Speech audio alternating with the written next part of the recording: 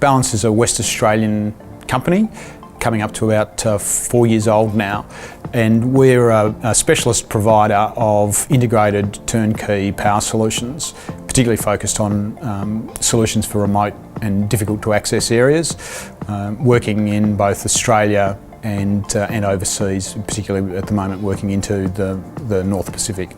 We've been involved with the program for, I think, just coming up to 2 years. I think our assessment clinic was in August of 2014. We'd come into the post-resources sort of downturn world and were finding it as difficult as everybody else was. We had two very different styles of business trying to work together. So very shortly after the workshop, we split the business in two. So by the time we actually started the program proper in early 2015, we were back down to 4 people in Balance Services Group and about $1.5 million, $2 million in revenue. This module, we come back to the program with 22 or 23 staff. Our turnover for this year, 16-17, is expected to be around $20 million. In a single year, we will either multiply revenue by 5 or 8 times, depending on how the rest of the year pans out.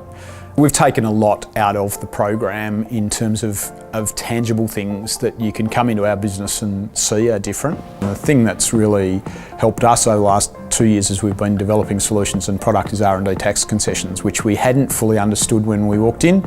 Had a discussion with Doug Adamson, one of the growth experts. Suddenly it was a light bulb moment, and the Australian federal government is now one of our best friends. I really like the Centre for Business Growth's growth framework. It's very well considered, it's very well proven. For us, that's given the team a common language around what are we talking about when we're talking about growth, when we're planning.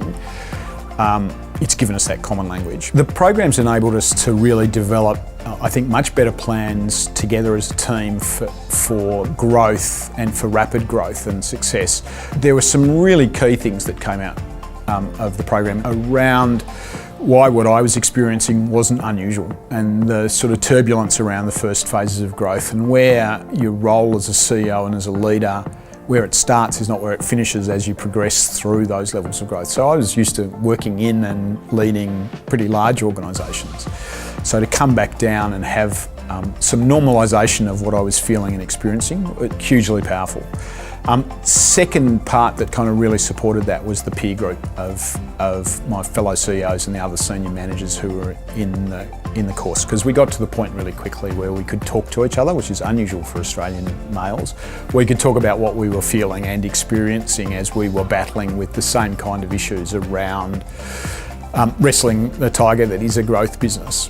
If you're a CEO that's wondering about how you're going or how you're going to go over the next couple of years, and you think you've got high growth potential and you want a really good peer group of supportive friends in a non-competitive environment where you can talk about stuff, and a great framework with some great experts, it's a fantastic program.